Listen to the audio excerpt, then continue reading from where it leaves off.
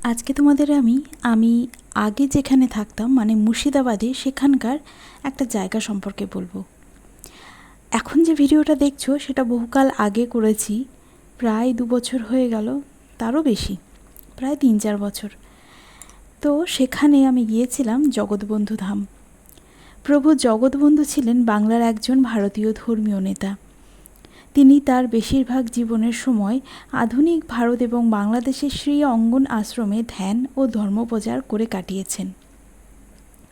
তার শিক্ষা ঊনবিংশ শতাব্দীর শেষ দশকে কৃষ্ণধর্মীয় হিন্দু পুনরুজ্জীবনের আন্দোলনের প্রতিষ্ঠায় অনুপ্রাণিত করেছিলেন এবং পরবর্তীতে মহানাম সম্প্রদায় একটি সন্ন্যাস সংগঠন প্রতিষ্ঠা করেন। তার ভক্তরা তাকে কৃষ্ণ এবং চৈতন্য মহাপ্রভুর সাথে সমান করে এবং বিশ্বাস করে যে তিনিই হলেন কৃষ্ণ।